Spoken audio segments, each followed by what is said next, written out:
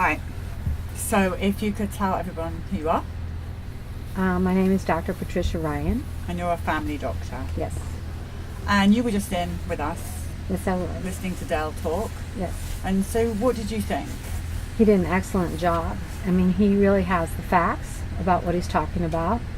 I have studied this whole vaccine problem for a long time, and he's very well informed.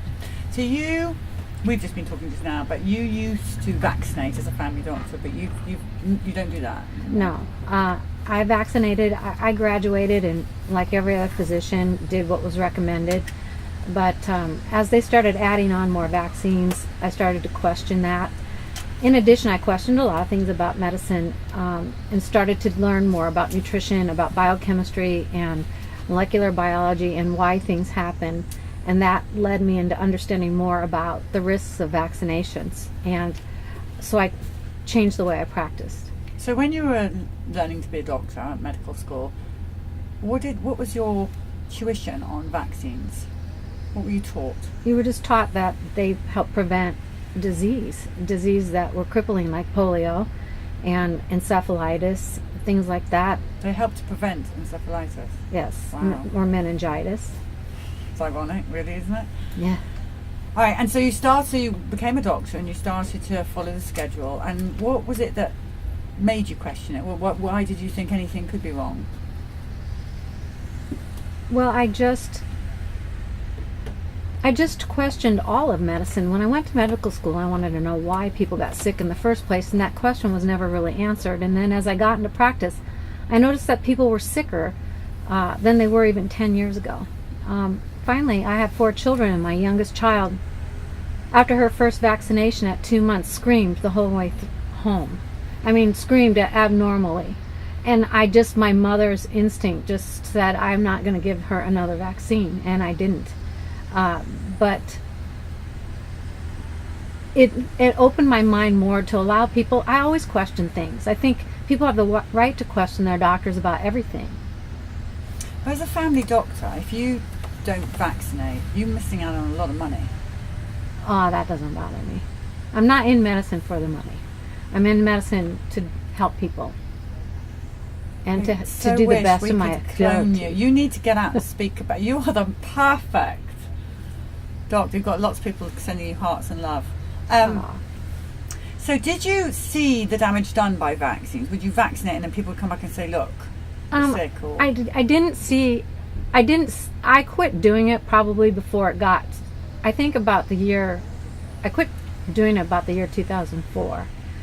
I did have one patient who had twin daughters, and I didn't do the vaccines, but her history was they both got cerebral palsy after their MMR shots.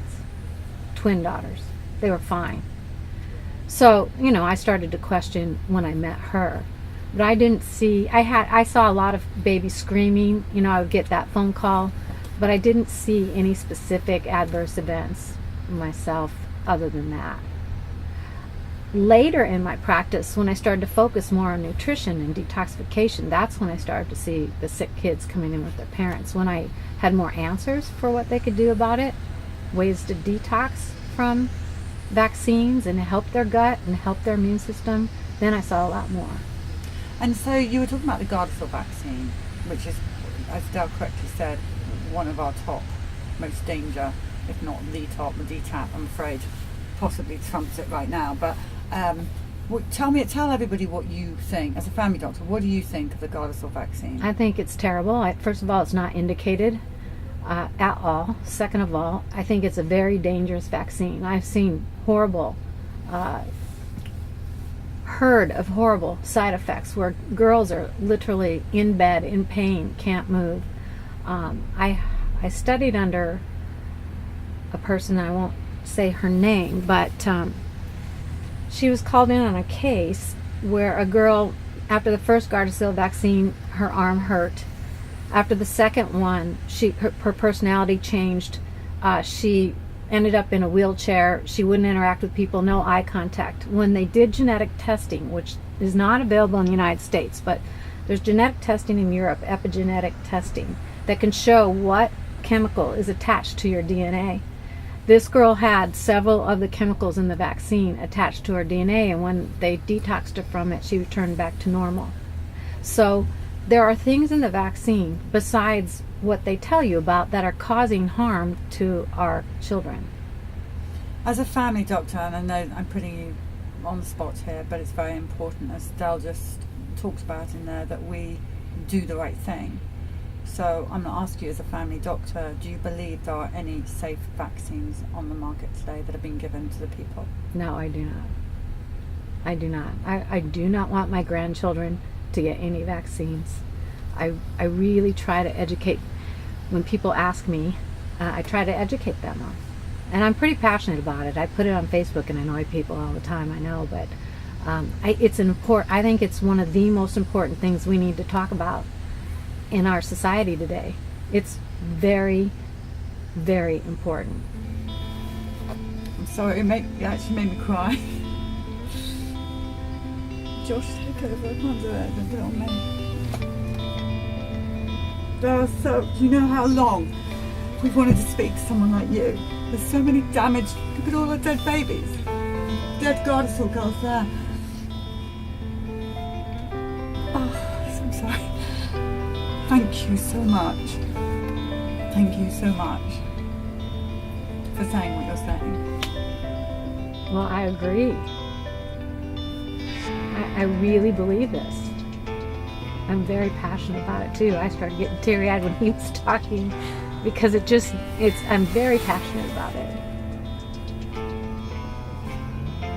You know, and then when they combine the vaccines with Roundup, and see, we're in the corn state, we're in the Corn Belt, and Nebraska is #1 per capita for Parkinson's disease. #1 in the world per capita for Parkinson's. When you combine vaccines with the pesticides and herbicides that are in our food, it's a double win. So we really need to wake up and start doing something and speaking up. And mandating vaccines is very, very dangerous. Very dangerous precedent. And we have the right to say no. And we need to say no. Thank you. You can hug. Oh, can you imagine if every doctor did what you did, the right thing like you? It would be over. There'd be no more dead babies, no more dead people.